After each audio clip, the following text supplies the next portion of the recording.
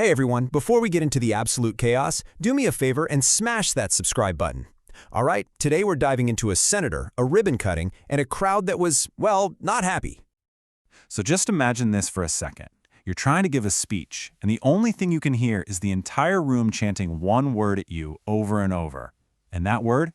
Shame. And just in case the chanting wasn't quite enough, it came with a soundtrack of just relentless, deafening booing. The energy in that room was intense. Okay, wow, that was a lot to take in. So the big question here is, what in the world just happened?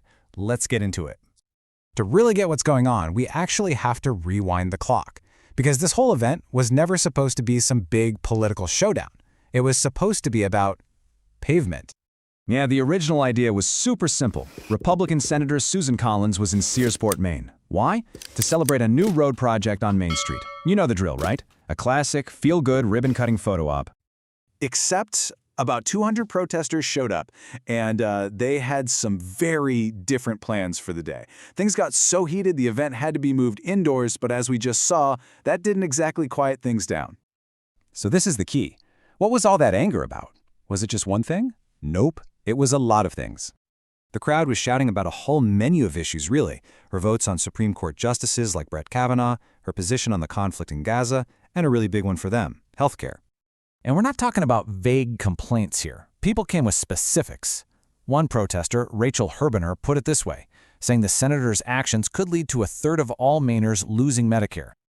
But boiling underneath all those different policies was this one huge core frustration.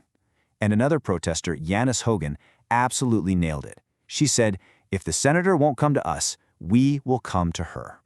And that right there brings us to the main event, the single issue that really seems to have lit the fuse on this whole thing.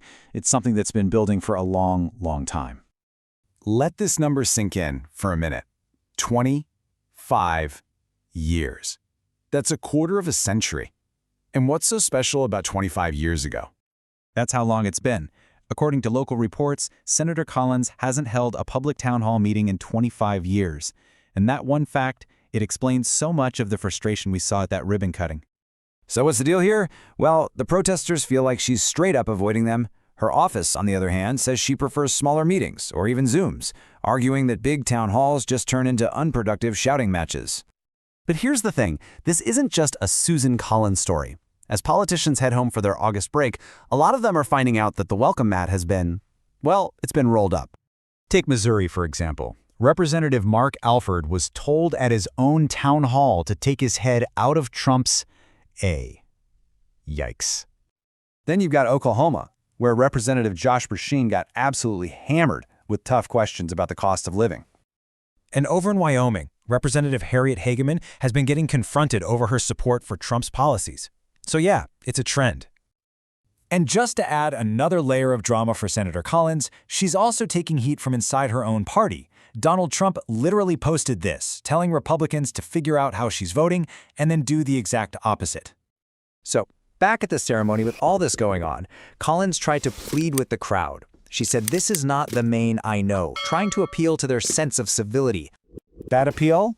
It did not work. The protests just kept on going. One news outlet summed up the result with two perfect words: womp womp. And this whole situation leaves us with a really interesting and kind of tough question. When voters feel like they've been completely ignored for decades, how loud is too loud for them to try and get heard? What do you think about all this? Is this the new normal? Let us know your take in the comments. And hey, if you like this breakdown, make sure you're subscribed for more. Thanks for watching.